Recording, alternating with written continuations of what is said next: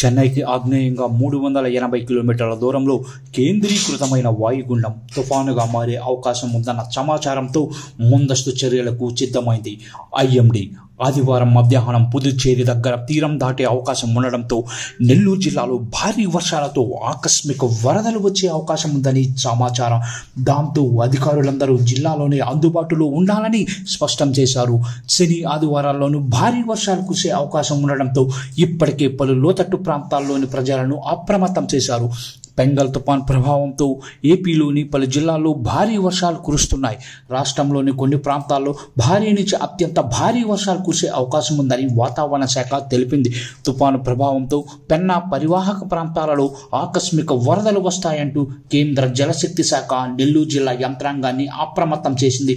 పెన్నా నదితో పాటు దాని ఉపనదుల సమీపాలలో నివసించే ప్రజలను అప్రమత్తం చేయాలని ఆదేశాలు జారీ చేసింది. పెన్నా నదికి భారీగా వరద పోటెత్తే ప్రమాదం ఉందని కేంద్రం హెచ్చరించింది. బంగాళాఖాతంలో ఏర్పడిన తుఫాను ప్రభావంతో ఆదివారం రాత్రి వరకు అతి భారీ వర్షాలు కురిసే అవకాశం ఉండడంతో పెన్నా నదికి వరదలు సంభవించవచ్చని జిల్లా అధికార యంత్రాంగాన్ని కేంద్రం అప్రమత్తం చేసింది. పెన్నా నది పరివాహక ప్రాంతాల్లోని ప్రజలను అప్రమత్తం చేయాలని అధికారులకు హెచ్చరికలు జారీ చేసింది.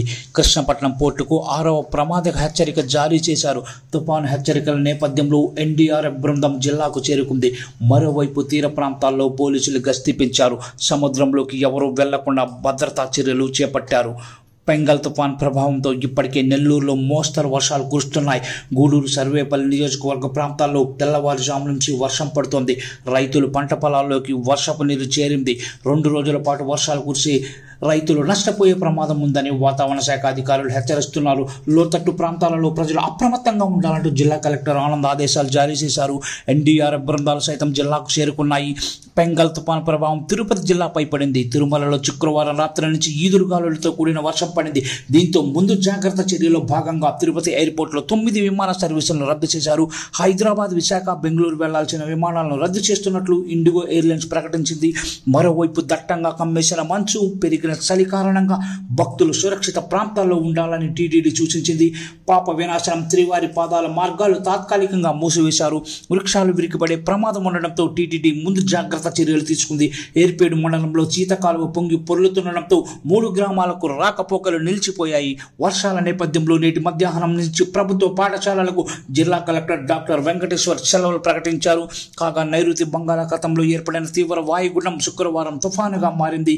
దీనికి బెంగాల్ నామకరణం చేశారు. ఈ తుఫాన్ శనివారం మధ్యాహ్నం తమిళనాడు పుదుచ్చేరి సమీపంలో తీరం దాటే అవకాశం ఉందని భారత వాతావరణ శాఖ పేర్కొంది. ఆ సమయంలో తీరం వెంబడి గరిష్టకు గంట నుంచి 90 కిలోమీటర్ల వేగంతో గాలులు వీయనున్నాయని తెలిపింది. ఆకస్మిక వరదలు వచ్చే ప్రమాదం ఉన్న నేపథ్యంలో లోతట్టు ప్రాంతాల ప్రజలు అప్రమత్తంగా ఉండాలని సూచించింది.